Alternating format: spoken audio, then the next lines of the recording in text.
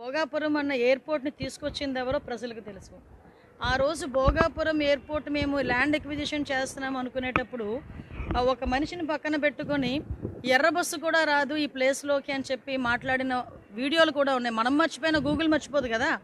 ఒక్కసారిగా Jaganmohan Reddy words belongs to Bhogapuram airport అంటే మొత్తం బయటకు వచ్చేస్తాయి కదా.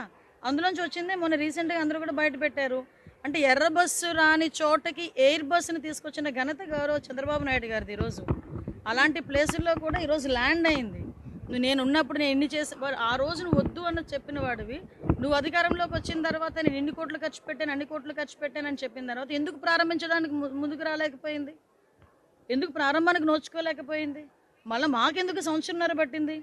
ఈరోజు గవర్నమెంట్ ఎన్డీఏ కూటమి అధికారంలోకి వచ్చిన తర్వాత ఏవియేషన్ మినిస్టర్గా రామ్మోహన్ నాయుడు గారు వచ్చిన తర్వాత దాన్ని చాలా కృషి చేసి గౌరవ ముఖ్యమంత్రి గారు కూడా పలుసార్లు ఢిల్లీ వెళ్ళి పెద్దలతో మాట్లాడి ఈరోజు భోగాపురం ఎయిర్పోర్ట్కి ల్యాండ్ అయ్యేటట్టుగా చేసుకున్నాం. ఈరోజు గర్వంగా ఫీల్ అవుతున్నాం. భోగాపురం ఎయిర్పోర్ట్ ఈరోజు అల్లూరు సీతారామరాజు భోగాపురం ఎయిర్పోర్ట్ అని చెప్పుకోవడానికి దాన్ని కూడా ఈరోజు వాళ్ళు ఏదో క్రెడిట్ చోరీ చేసి మళ్ళీ తిరిగి మేమందరం ఏదో క్రెడిట్ చోరీ చేసినట్టు నంగనాచ కబుర్లు మాట్లాడుతూ ఉంటే నమ్మడానికి ప్రజలేమి ఎరువాళ్ళు కాదు. ప్రజలకి అన్నీ తెలియకుండా కూడా లేవు. అన్నీ తెలిసి ఎవరు చేస్తున్నారో, ఎవరి వల్ల ఈరోజు అభివృద్ధి జరుగుతుందో, ఎవరి వల్ల సంక్షేమం వస్తుందో ప్రతిదీ కూడా తెలుసు. ఎవరు ఎంత కష్టపడుతున్నారో కూడా ప్రజలకు కూడా తెలుసు. అసలు లేని వాళ్ళు ఎవరైనా ఈ రాష్ట్రంలో ఉన్నారంటే అది ఫస్ట్ ప్లేస్లో ఉండేది జగన్మోహన్ రెడ్డి.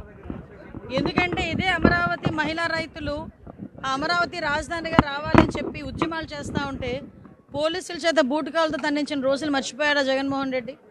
ఇదే అమరావతి రైతులు అమరావతి టు తిరుపతి అని చెప్పి ఒక పాదయాత్ర పెట్టుకుంటే వాళ్ళు వేసుకున్న టెంట్లను కూడా పక్కన పెట్టేస్తే నడి రోడ్డు మీద అన్నం పెట్టుకుని భోజనం చేసిన సందర్భాలు మర్చిపోయారా?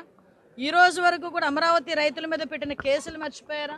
అమరావతి రైతులు ఆ రోజు గట్టిగా మాట్లాడారని చెప్పి ఎస్సీస్ మీద కూడా అట్రాసిటీ కేసులు పెట్టిన రోజులు మర్చిపోయాడా జగన్మోహన్ రెడ్డి?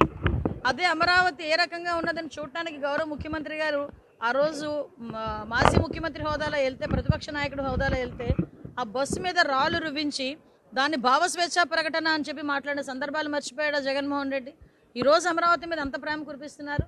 నేను ఒకటే కోరుకున్నా, ఈరోజు అమరావతి అభివృద్ధి జరగాలన్నా, ఆంధ్రప్రదేశ్ అభివృద్ధి జరగాలన్నా, పోలవరం నిర్మాణం పూర్తి అవ్వాలన్నా, పారిశ్రామికంగా అభివృద్ధి జరగాలన్న ఆంధ్రప్రదేశ్ అది కేవలం కూటమి ప్రభుత్వం వల్ల మాత్రమే సాధ్యమవుతుంది. చంద్రబాబు నాయుడు గారి వల్ల మాత్రమే సాధ్యమవుతుంది. మీరు ఎన్నిసార్లు ఏదో బెంగళూరు నుంచి చుట్టపు చూపుకి ఇక్కడికి వచ్చి ప్రెస్ మీట్ పెట్టి మళ్ళీ ఫ్లైట్ ఎక్కి వెళ్ళిపోదాం అనుకుంటే రండి, మాట్లాడండి, వెళ్ళిపోండి. కానీ అసత్యాలు మాట్లాడి ప్రజల చేత మళ్ళీ చేత్కరించుకునే పరిస్థితులు తీసుకురాకూడదని సూచన ఇస్తున్నా జగన్మోహన్ రెడ్డి గారు.